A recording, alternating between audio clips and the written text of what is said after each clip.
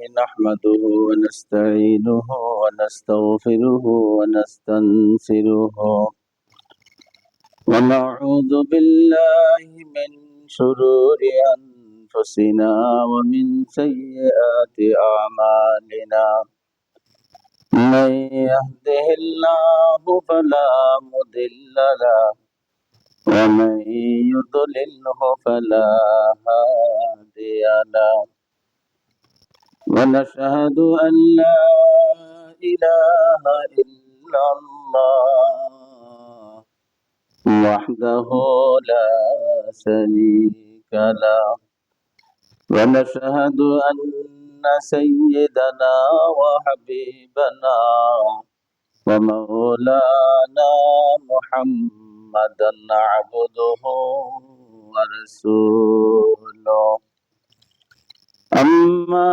بعد فقد قال الله تعالى في كلامه المجيد وفرقانه الحميد أعوذ بالله من الشيطان الرجيم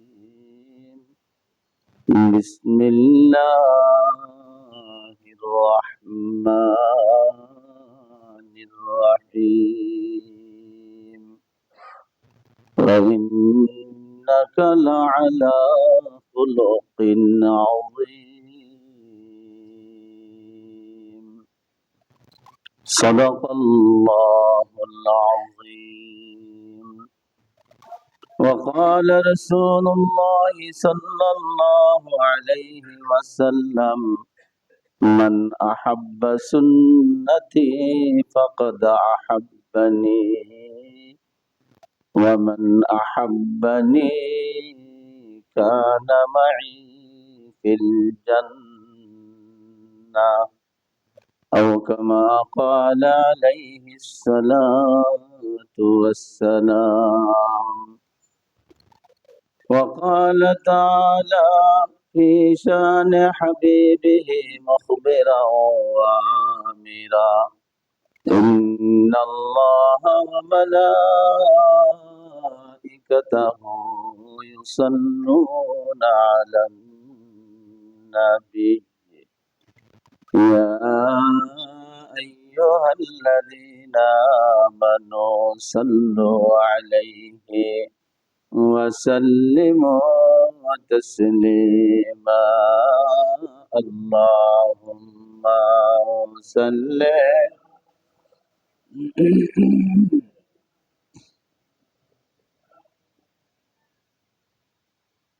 وعلى آل سيدنا مولانا دکا دلائی مدینہ کیسے بستے ہیں کہ جس پہ رات دن مولا تیری رحمت برستی ہے اللہم صلی سیدنا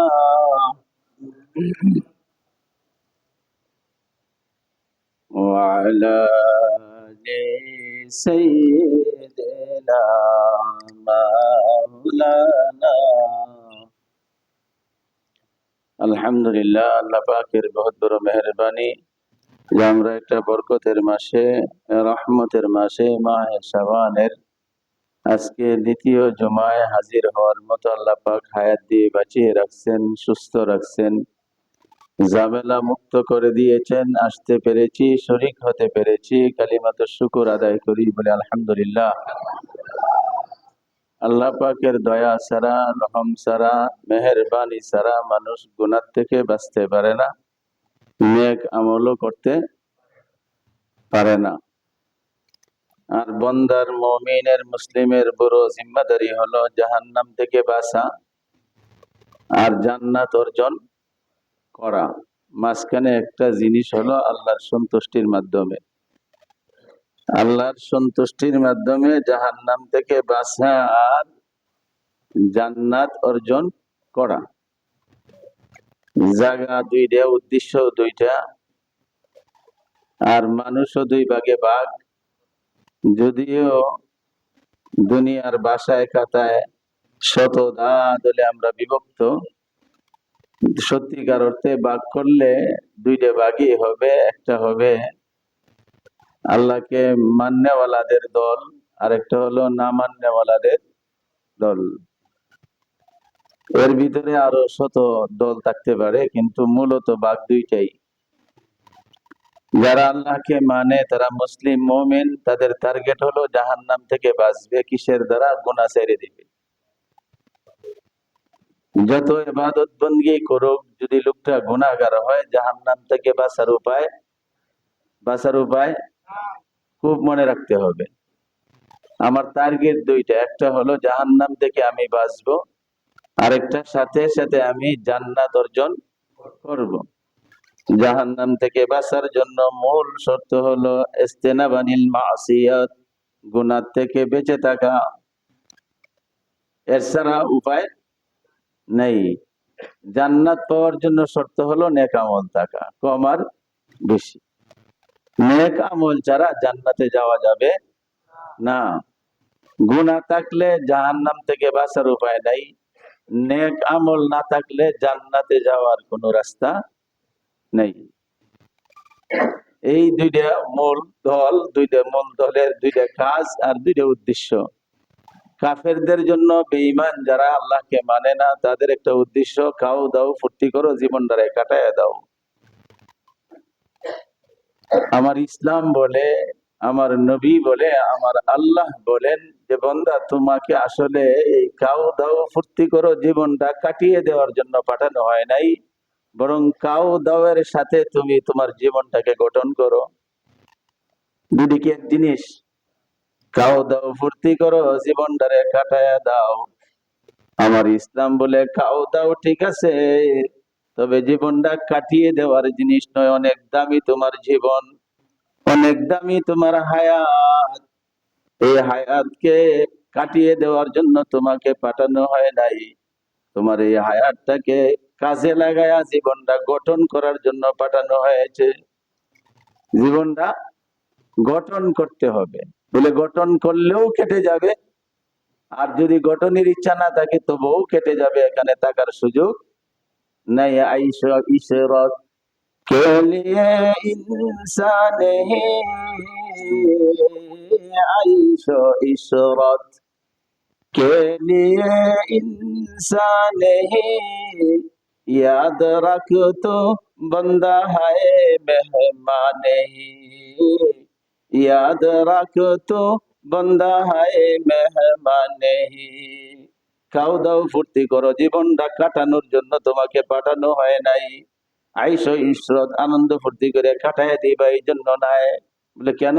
বলে ভালো রূপে স্মরণ রাখো, ভালো রূপে স্মরণ করো। ইয়াদ রাখ বান্দা হায় মেহমানেহি, তুমি আল্লাহর একজন দাস, একজন গোলাম। এই কথাটা ভালো করে স্মরণ করো। ইচ্ছা করে আসো নাই, ইচ্ছা করলে থাকতেও পারবা না। আসছো যে মালিকের ইচ্ছায়, চলে যেতে হবে সেই মালিকের ইচ্ছায়। অতএব জীবনটা কাটিয়ে দেওয়ার জন্য পাঠানো হয় নাই। তুমি একজন গোলামের মতো এখন জীবন যাপন করে যাও। অনন্ত অসীম কালের আনন্দ ফুর্তির জন্য আমি তোমার জন্য জান্নাতটি করে রাখছি। পৃথিবীতে সবচেয়ে খারাপ যুগ মুহাম্মদুর রাসূলুল্লাহ আলিবের যুগ, আগের যুগ, কোন সন্দেহ? সারা বিশ্বের সব মানুষের ভিতরে একমত, এত খারাপ পৃথিবী কখনো হয় নাই। ঠিক এর বিপরীতটাও আছে। আল্লাহর হাবিব নবুয়ত নিয়ে প্রকাশ পাওয়ার পরে, নবুয়তের এলান হওয়ার পরে জামানাটা এমন ভালো হয়েছে, মানুষগুলি এমন ভালো হয়েছে, আকাশ জমিন, জমিন পাহাড় পর্বত নদী নালা সবকিছুর ভিতরে ভালোর প্রভাব পড়েছে। এমন ভালো হয়েছে, আল্লাহর নবী রাহমাতুল্লিল আলামিন ঘোষণা করেছেন, খায়রুল কুরুনে কারনি। ও আমার উম্মতেরা, কান খুলে শুনে রাখো, ভালো রূপে অন্তরের সাথে গেঁথে রাখো। এই পৃথিবীতে সর্বশ্রেষ্ঠ যুগ যদি সূর্য দেখে থাকে, ভালো একটা সময় যদি চন্দ্র দিয়া থাকে, ভালো একটা সময় যদি দিন রাত্রির মাধ্যমে পেয়ে থাকো, সেটা হলো আমি মুহাম্মাদের যুগ। এর ভিতরে কোনো সন্দেহ? ইমানটা নষ্ট হবে যদি কেউ সন্দেহ করে আল্লাহর হাবিবের পবিত্র জবানের কথা প্রতিদিন জুমার ভিতরে এই কথাটা শোনায়া মানুষকে সাবধান করা হয়। খায়রুল কুরুনি করনি, পৃথিবীর শুরু থেকে কিয়ামত পর্যন্ত যতদিন আকাশে চন্দ্র সূর্যের আসা যাওয়া থাকবে, রাত্রে দিনের পরিবর্তন হইতে থাকবে, যুগ যুগ ধরে যুগ চলতে থাকবে, তবে উম্মতে মুহাম্মাদের এই বিশ্বের মানুষের ভালো রূপে স্মরণ রাখার দরকার। আমার যুগের চেয়ে, আমি নবী মুহাম্মাদের সময়ের চেয়ে এই পৃথিবীর চন্দ্র সূর্য কোনো ভালো সময় দেখে নাই। সবচেয়ে ভালো সময়টা আমি মুহাম্মাদুর রাসূলুল্লাহ। এই দুরূদটা পড়তে আমরা কষ্ট লাগে, হ্যাঁ, দুরূদ পড়ার সাথে সাথে আপনার নামটা সোনার মদিনায় চলে যায়। এত বখিল কেন আমরা, এত কৃপণ কেন? হ্যাঁ? আল্লাহু আকবার। আবার অন্তর থেকে বলি সাল্লাল্লাহু আলাইহি ওয়াসাল্লাম। আল্লাহ আল্লাহ, কোনো সন্দেহ নেই, হাদিস সহিহ, হাদিসের বর্ণনা, দুরূদ পড়ার সাথে সাথে একদল ফেরেশতা পাঠকারীর নাম ঠিকানা সোনার মদিনায় পৌঁছায় দেয়। আল্লাহ, এর চেয়ে ভালো যুগ নাই। এখন আমরা একটু এই তথ্য প্রযুক্তির গবেষণার জামানায় একটু গবেষণা করা দরকার। এর চেয়ে খারাপ যুগ নবীর আগের যুগের চেয়ে কোনো খারাপ যুগ ছিল না, যেটাকে এমন কোনো ভাষা সমস্ত সাহিত্যিকরা বাকি রাখে নাই খারাপটা বর্ণনা করার জন্য। অন্ধকারের যুগ, জাহিলিয়াতের যুগ, বর্বরতার যুগ, মূর্খতার যুগ, কথা ঠিক না ঠিক?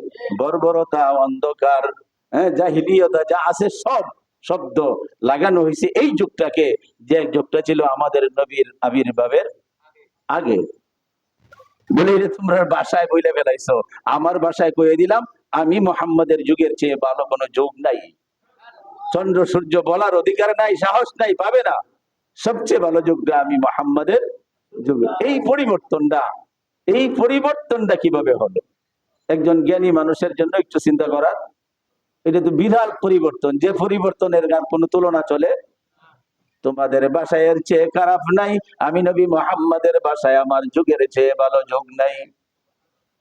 তোমাদের ভাষা তোমরা সত্য বিশ্বাস করো বলেই তো কিতাবে বই পুস্তকে লেখো, আর আমি নবী মুহাম্মাদের প্রতি বিশ্বাস যদি না থাকে, ঈমান থাকবে না।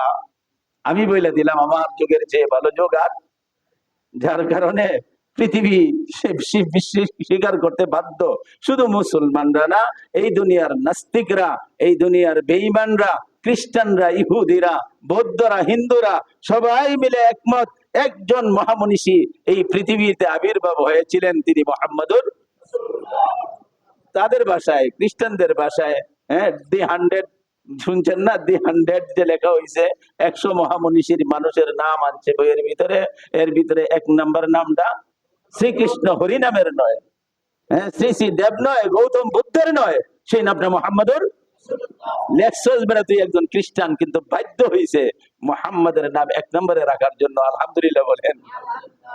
বিধর্মীদের জবান থেকে উচ্চারণ করাইছে। এর চেয়ে ভালো মানুষ উনি লিখতেছিলেন এক জায়গায়, কথা তো আরেক দিকে জায়গায়, লিখতেছিল এক জায়গায় যে আমি অনেক চেষ্টা করছি, আমি ইসলাম ধর্মের বাহিরের একজন মানুষ হওয়ার কারণে আমি অন্যান্য ধর্মের কোন মানুষের নামটা 1 নম্বরে দিতে পারি কিনা, কিন্তু যে দিক দিয়ে টান দিয়ে কিছু ভুল বাইর হয়, ভেজাল বাইর হয়, খুদ বাইর হয়। একটা মানুষ ভেজাল মুক্ত, খুদ মুক্ত, দুষ্মুক্ত, উনি মুহাম্মাদুর রাসূলুল্লাহ। যার কারণে আমি এই ধর্মের অনুসারী না হয়ে ওই নামটা 1 নম্বরে আনছি। ঠিক আছে না? এই পরিবর্তনটা কিভাবে হয়েছে? আল্লাহু আকবার। পরিবর্তনটা কিসের দ্বারা হয়েছে? আমরা ভালো রূপে জানি যে আবু বকর ইসলামের বাহিরে ছিল, উনি যেরকম ছিল মুসলমান হওয়ার পরে একটু লম্বা হয় নাই, আগে চিকন ছিল, পরে মোটা হয়েছে। হযরত উমর ইসলামের আগে যেমন ছিল, ইসলামের পরেও এই পরিবর্তন কোথায় হইল? এত ভালো মানুষের সার্টিফিকেটটা কি দ্বারা পাইল? মনে রাখবো তো, না হলে নিজের ভিতরে আর পরিবর্তন হওয়া সম্ভব। এই কেমনে পরিবর্তন হয়েছে এটা জানা থাকতে হবে, না হলে পরিবর্তন হওয়া সম্ভব না। 1 নাম্বার পরিবর্তনটা যেটা সহজে বুঝবে, এটা দলের পরিবর্তন। কিসের পরিবর্তন? দল পরিবর্তন। ওই যে একটু আগে 2টা ভাগ করছি, মনে আছে না? 2টা ভাগ করছি, একটা হলো ইমানদারদের দল আর একটা বেঈমানের দল। আগে ছিল বেঈমানের ভিতরে, পরে ইমানদারের কাতারে নাম উঠে গেছে, কথা ঠিক? এটা হলো দল বদলাইছে। বলে দল বদলানোর পরেও তো এত মহা মানুষের অধিকারী হওয়া তাদের সম্ভব না। দুনিয়ায় থাকতেই জান্নাতের সুসংবাদ পাওয়া, নবীর মুখ থেকে জান্নাতের বাড়ির খুশখবরি শোনা, শুধু দল বদলাইলেই অনেকের খাচ্ছদ বদলায় না, এর ভিতরে আরেকটা পরিবর্তন গবেষকরা বাইর করছে, এরা খাচ্ছদটাও বদলাইছে। একটু একটু নিকৃষ্ট ভাষায় আর কি, কিন্তু এই শব্দটা বাংলাতে সাহিত্যে জায়গায় জায়গায় ব্যবহার করা হয় একটু ধাক্কা দেওয়ার জন্য।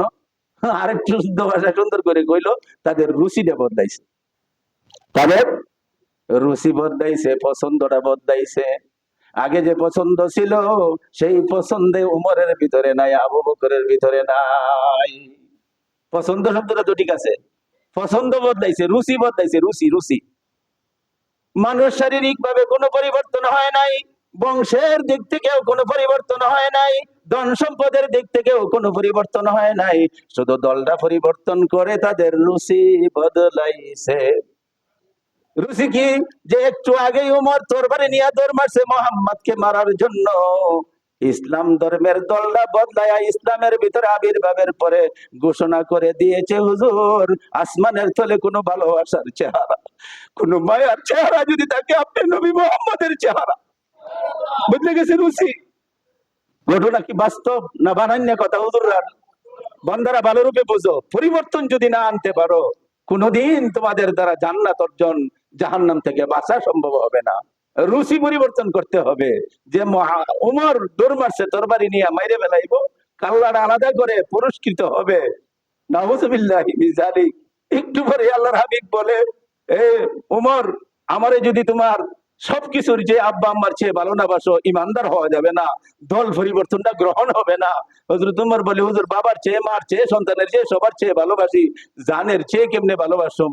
বলে একটু চিন্তা করো, মাথাটা ভাসায়, হুজুর আমার জীবনের চেয়ে আপনাকে ভালোবাসি,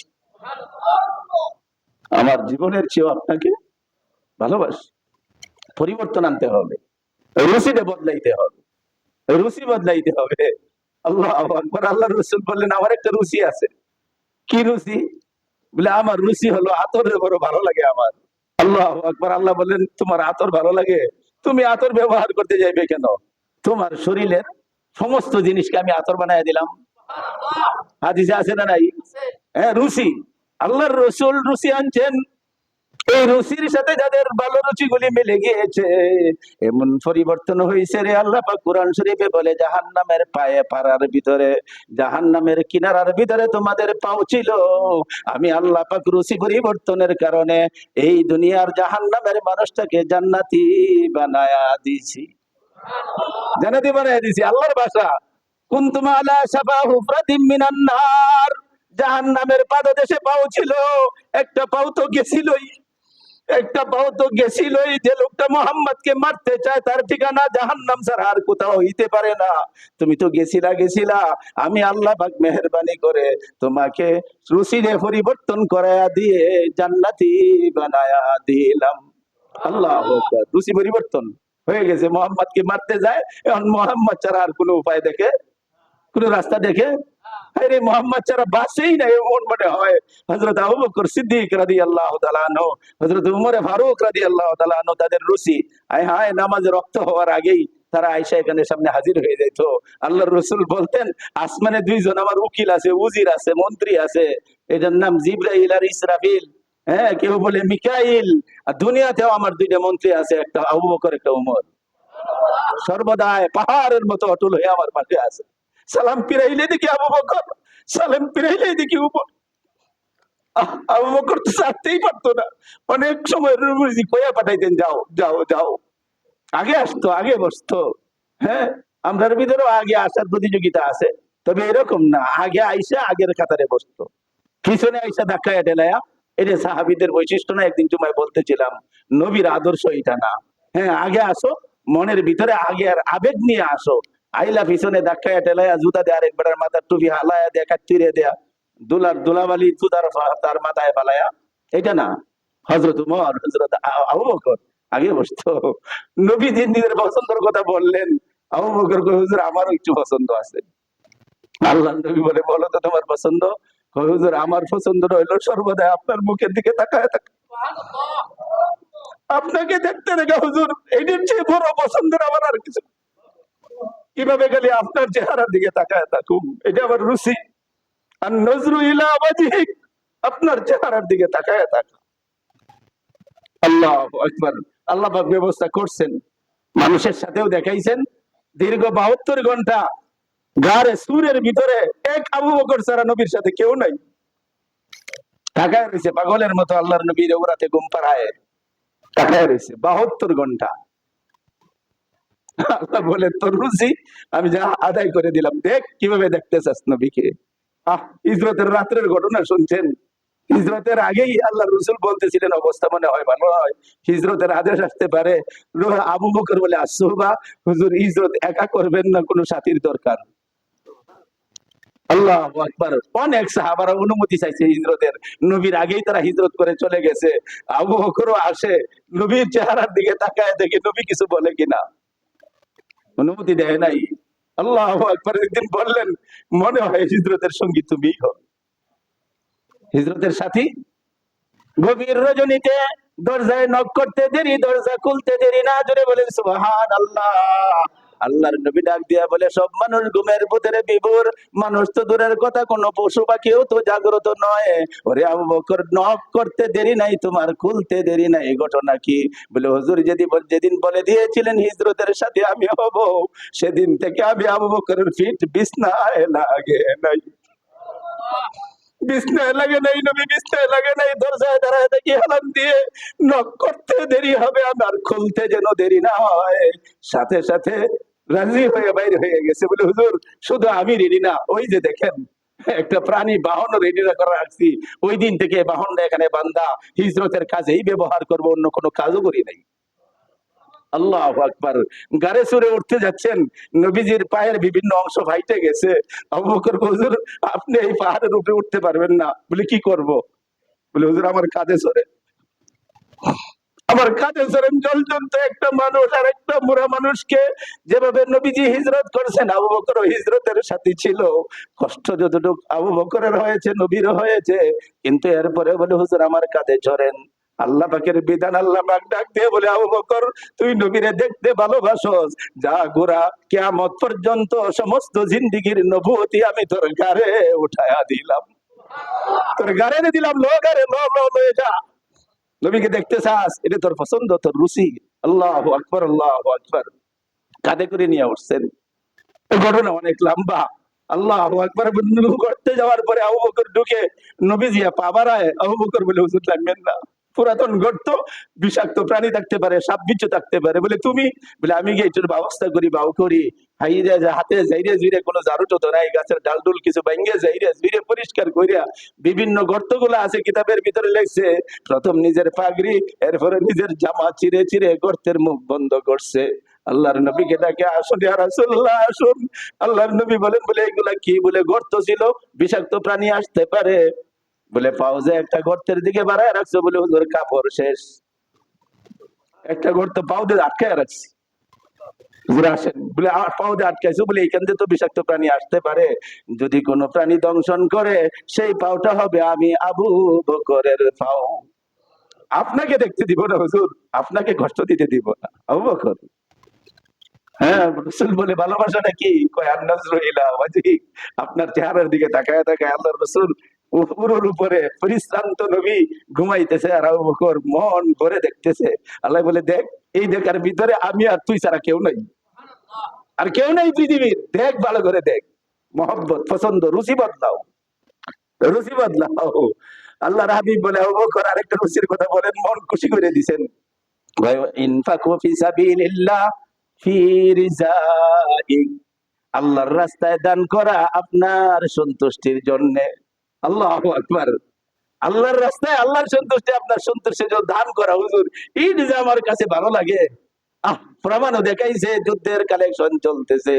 আরে ইসলাম তো কালেকশনের উপরেই চলে, ইসলামের আলাদা কোনো ব্যাংক নাই, ইসলাম ধর্মের আলাদা কোনো ফান্ড নাই, যে সময় যেটা লাগে এটা মানুষে উঠাইয়া দেয়াই করে, এটাই নিয়ম। আল্লাহর নবী ডাক দিলেন আনো, যার কাছে যা আছে হাজির করো, অনেক করস অনেক করস হাজির করো। ওমর বলতেছিল এবার সুযোগ পাইছি, আবু বকর তুমি দিয়ে আগেই শেষ করছো, কিছুই নাই।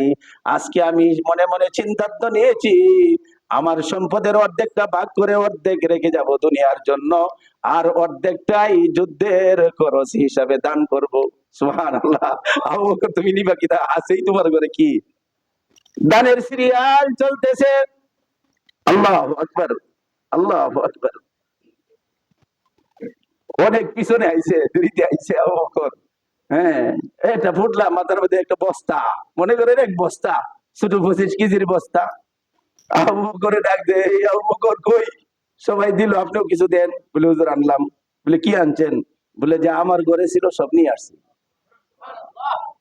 আমার ঘরে যে ছিল রসুল সব নিয়ে এসেছে।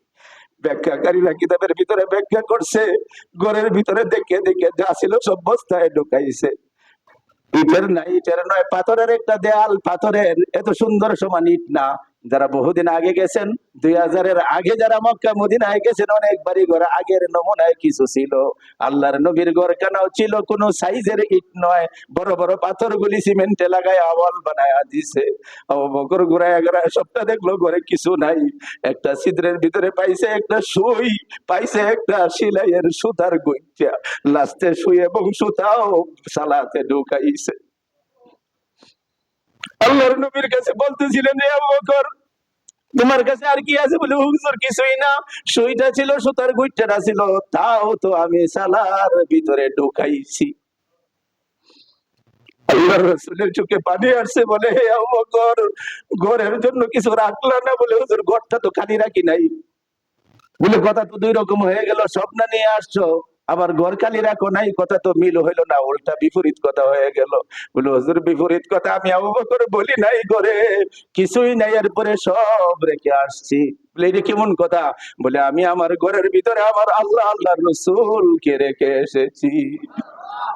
বাইরেছি বস্তা নিয়া, ঘরকে সম্বোধন করে বলেছি, ঘর তুই খালি না, তুই আমারে বদ্ধ দিস না, আমারে তুই গালি দিস না, আমি আমার আল্লাহকে আমার রসুলকে ঘরে রেখে গিয়েছি। मालो दौलत देखे भी सब रह गया मेरे लिए, मालो दौलत देखे भी सब रह गया मेरे लिए, एक खुदा मेरे लिए, एक मुस्तफा मेरे लिए। সুবহানাল্লাহ। মালো দৌলত সব দিলাম হুজুর, এরপরে আমি বলি আবু বকর আমার জন্য সব রইছে। সুবহানাল্লাহ বলেন। বলে মাল দৌলত সব দিলা, তোমার জন্য সব রইলো কেন? কয় এক খুদা মেরে লিয়ে, এক মুস্তফা মেরে লিয়ে, এক আল্লাহ এবং এক আল্লাহর রাসূলকে আমার ঘরে রাখছি, এটা আমার সব রেখে গেছি। কিতাবের বর্ণনায় পাওয়া যায়, যুদ্ধের সামনে আরো দরকার। এক সময় বাজারে গিয়া নিজের দামি একটা ড্রেস ছিল, পোশাক ছিল। গরিবের ছেলে তো আবু বকর ছিল না, ধনী বাপের ধনী সন্তান আবু বকর। জামাটা অনেক দামি জামা, মন বুঝাইতে পারে না, বাজারে গিয়ে জামাটা বিক্রি করে দিছে। জামাটা বিক্রি করে এক দোকানে গিয়ে সালার শর্ট কিনছে। শর্ট শর্ট শর্ট চিনেন তো? হ্যাঁ, এই মোটা কার্পেট হইলে তো জামা হইতো না। সালার শর্ট কিনছে, কিতাবের বর্ণনা, সালার শর্ট কিনে বাকি টাকাগুলি হাতে নিছে।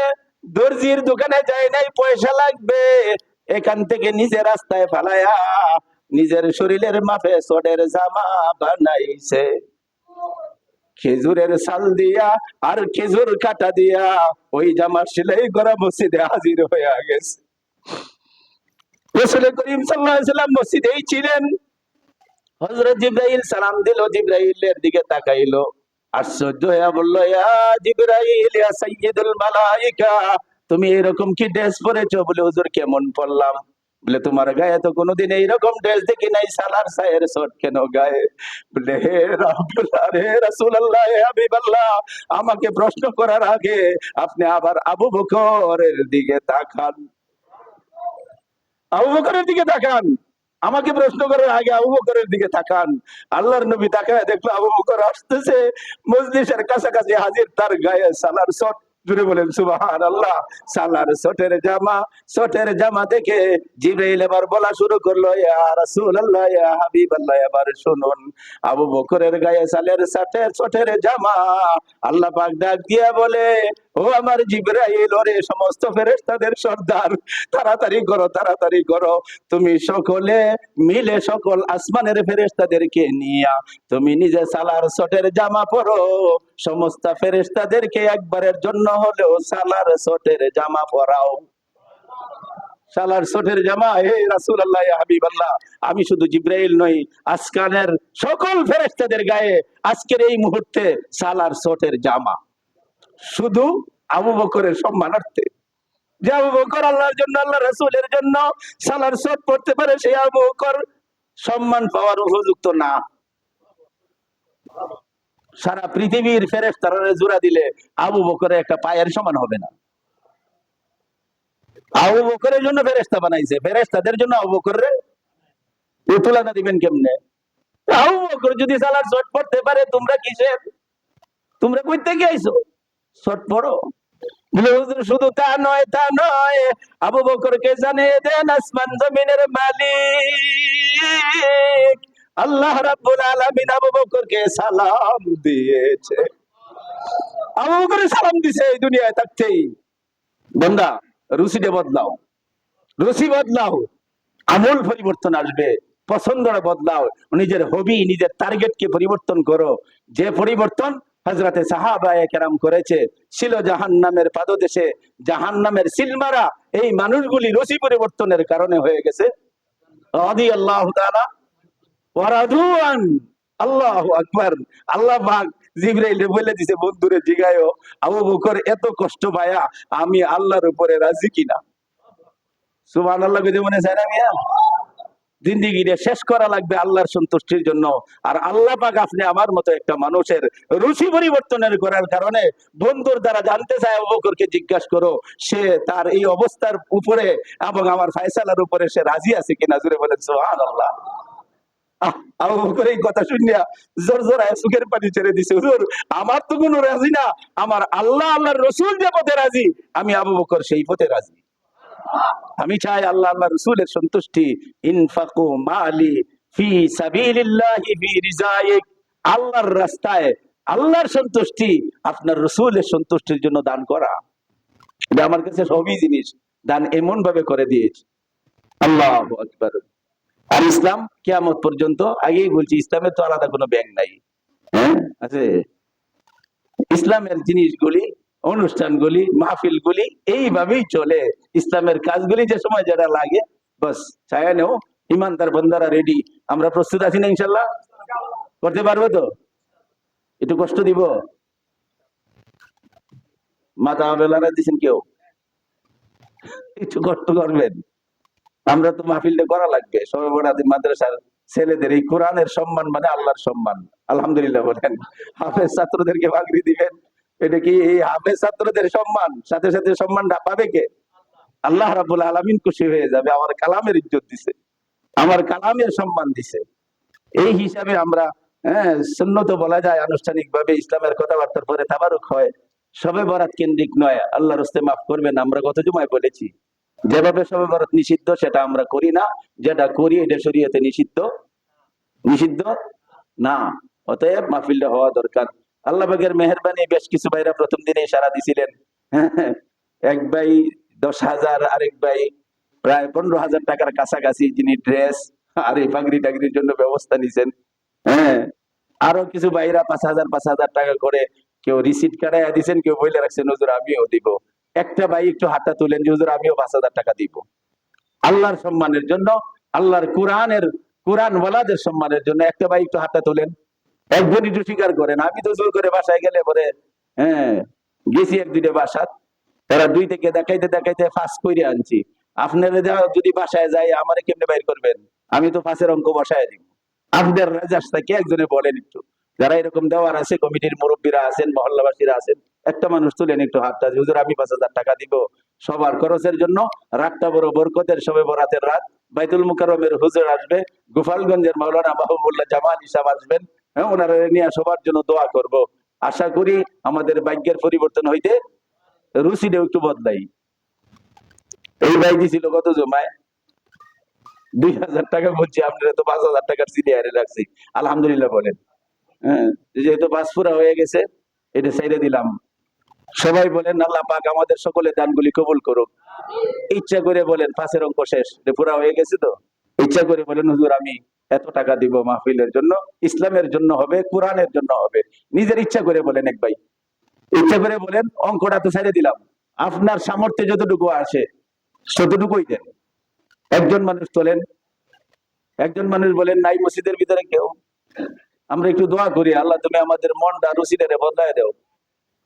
আমিনও তো কই না, ডরায় যদি লাগিয়ে যায় পরে তো দেওয়ান লাগবে, এই জন্য আমিনও কয় না। আল্লাহর হস্তে আল্লাহর কাছে দোয়া করেন, আল্লাহ যদি সুযোগ করে দেয় আপনি আমার দিতে সমস্যা কই। আল্লাহ তুমি আমাদের রুচি দান করার জন্য কবুল করো। কত? 1000। আল্লাহ তুমি কবুল করো, মঞ্জুর করো।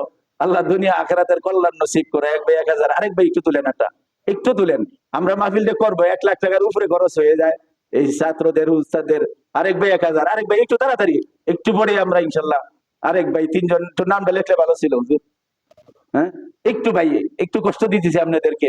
এই যারা দিবেন তারা তো সব পাবেন, যারা একটু সুযোগ সমর্থ সুবিধা করে দিবেন তাদের আমলের মধ্যে সব দেওয়া হবে। এই জন্য আবার বলে সব তো না দিয়ে পেয়ে গেলাম, যাদের দেওয়ার সমর্থ আছে দেয়াই সবটা নিয়েন, খালি সমর্থন করেন না। দেখবেন আল্লাহ পাক যে আমি সমর্থনকারীর উপযুক্ত না দেওয়ার উপযুক্ত। আমি আমার মসজিদের কমিটি, ইমাম সাহেব, স্টাফ জানতে না পারে, আল্লাহ জানে আপনার পকেটের খবর, ব্যাংকের খবর। ওটা ঠিক না? এই জন্য সব সবাই পাবো। আরেকজন বলেন, 3 জন ভাই হয়েছে, আরেক ভাই বলেন, আরেকজন একটু হাতটা তুলেন, তুলেন ভাই। দুতলা যারা আছে আমাদের লোক আছে, তাদের সামনে নামটা একটু লেখায় দিই। মসজিদে ঢুকতেছি বলে আরেক ভাই, এই কমিটির মহল্লার বাড়িওয়ালা বড় এমন কিছু নাই, এরপরেও কালকে লেখা গেছে 2000 টাকা, আজকে হাতে ধরায় দিছে। আমি কইছি যারা দিয়ে লেখাইছেন ওনার হাতেই দেন, আল্লাহ পাক ওনাদের দানকে কবুল করুক, সকলে বলি আমিন। আরেক ভাই একটু হাতটা তুলেন সাহস করে। এখন তো মার্কেটে গেলে পরে উপায় নাই, 1000 টাকা নিয়ে বাজারটা ভালো করে করে আইতে পারবেন না। একদিন একটু বাজারটা শর্ট হইলো, সবারে মিললে খাইলেন, খাওয়ার জন্যই তো ব্যবস্থাটা। এই খাওয়ার ভিতরে আমি একটু শরিক হইলাম, খানা খাই 200 টাকার সাদা দিয়ে 1000 টাকা, সব পাবো না। এগুলি বদলা বদলি হের বাপের বিয়ার মধ্যে গেছিলাম, অতএব ছেলে বিয়ে করাইতেছে, বাপের বিয়ার বদলা দেয় ছেলেরে দিয়া।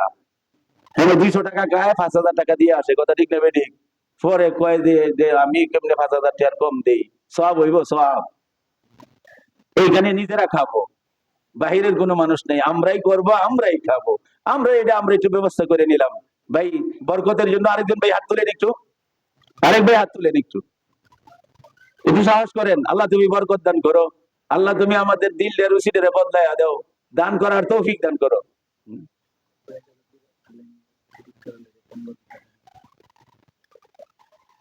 আলহামদুলিল্লাহ বলি, আল্লাহ পাক আমাদের সকলে দানকে কবুল করুক। আমাদের ছাত্রদের পুরস্কারের জন্য সালিহীন বিশ্বাস লিন্টু সাহেব 15,000 টাকা দিবে। আল্লাহ তুমি কবুল করো। চিল্লাইতেছি 1000-এর জন্য, আল্লাহ কই তুই তো চিল্লায় কষ্ট করবে কই, আমি এই জন্য বাউ করে দিব, এই জন্য কইছি আল্লাহর কাছে দোয়া করেন। সাখাওয়াত সাহেব, আমরা তো সিরিয়াল বড়টার মধ্যে ধরে রাখছি, কানে আইসে আপনার নামটা এই জন্য ডাক দিছি, অন্যথায় কাউকে এরকম মসজিদের নাম বলবো না, নাম বললে তো আদায় করিয়া ছেড়ে দিব, এগুলি তো আপনারা জানেন। আমি চিনি না অনেকেরই নাম বলতে পারি বাসার নাম্বার সহ। হ্যাঁ, সব বেশি হবে, নিজেই বলেন। আরেক ভাই একটু হাতটা তুলেন, আরেকজন। কয়জন হয়েছেন? 1000 বলা, আরেকজন একটু হাতটা উঠান। হ্যাঁ, আলহামদুলিল্লাহ আমাদের আল্লাহ শফিক সাহেব বিসমিল্লাহ গার্ডেন 1000, আল্লাহ তুমি কবুল করো, মঞ্জুর করো। কয়জন হয়েছে? 4 জন। আরেকটা পুরস্কার পুরাও আমাদের আমির ভাই, উনিও 1000 টাকা দিবে, আল্লাহ তুমি কবুল করো, মঞ্জুর করো। ভাই আপনাদের কাছে একটা আবদার, সবাই মিললে আমরা এটা কইরা লাগি লাগবো, কথা ঠিক না? 10-এ মিলে করি কাজ, ওইটা খালি কইয়া গেলাম, এটা করা লাগবে সামনে। অতএব 1000 টাকার বুঝি না, আমরা কেউ ইনশাল্লাহ এর থেকে বাদ থাকবো। এই ভাই সবাই বলি, কেউ বাদ থাকবো, 1000-এর অঙ্ক বাদ, শরিক হবো সবাই। রাজি আছি তো? একটু কষ্ট দিয়ে হাতটা একটু উড়ান, যে আমরা সকলেই শরিক হবো ইনশাল্লাহ। একটু হাতটা তুলেন, আমরা সকলেই আমার সামর্থ্য অনুযায়ী শরিক হইব। আল্লাহ তুমি তৌফিক দান করো। হাতে একটু বাসাই, আল্লাহ তুমি কবুল করো, মঞ্জুর করো। হাতগুলি একটু তোমার ফেরেশতা এখানে আছে, ক্যামেরা লয়ে, সাংঘাতিক ক্যামেরাম্যান। আল্লাহর পক্ষ থেকে একটা ছবি উঠছে, আল্লাহ পাক আমাদের হাতগুলিকে কবুল করে নেই।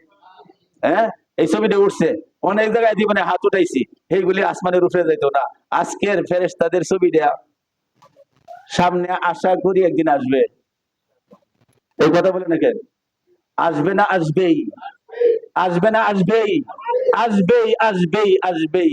এই ছবি মিস হওয়ার, ইচ্ছা করলে ডিলিট করো দুনিয়ার ক্যামেরাম্যান, আমি এমন ক্যামেরাম্যান বসাইছি, ডিলিট চলবে না। আছে না নাই? কিরামান কাতিবিনা ইয়ালামুনা মা তাফআলুন। কোরআনের আয়াত বিশ্বাস না করলে ঈমানটা এখানেই শেষ। রাখছি ক্যামেরা দিয়া, এরা ছবি উঠাইতেছে। শুধু আজকের এই মসজিদের ছবি না, দুনিয়াতে আরো যত কাজ করছি সবটির ছবি আছে এখানে, সচিত্র প্রামাণ্য স্বরূপ সচিত্র পেশ করা হবে হাশরের ময়দানে। লা ইউগাদিরু সাগীরাতাও ওয়ালা কাবীরা, বড়টাও সারা নাই, ছোটটাও। কোরআনের আয়াত একটাও ছুটবে না। রাখবে কেমনে? আরে ক্যামেরাম্যান এনে আছে তো, সচিত্র তোমাদের সামনে হাজির হয়ে যাবে। আফসোস করে বলতে দেখবে, হায় কি সর্বনাশ, এটা তো বড়টাও সারে না, ছোটটাও সারে নাই, সব তো আছে। সুবহানাল্লাহ বলেন। হাজারো হাত উঠানির সাথে আজকের এই হাত উঠানিটা আল্লাহ পাক শুধু হাত উঠানি সিনারি না, আমাদের হাতগুলি কবুল হওয়ার সাথে সিনারি যুক্ত হোক। সকলে বলি আমিন। হাতটি যদি কবুল না হয়, উল্টা হয়ে গেলে কত বেজাল, যেটা কই তুলছিলে। আর যদি লাগিয়া যায় হাত উঠানিটা, নাজাতের উসিলা হইতে পারে। আরেক ভাই কইবেন কি, একটা মানুষ দুটো শর্ট আছে না, হয়েছে 5 জন ভাই, শরীক থাকবেন সবাই। হ্যাঁ, আমরা যারা সুন্নত করি নাই, সুন্নত আদায় করে নেই ভাই। আরেকদিন বলছি, এইখানে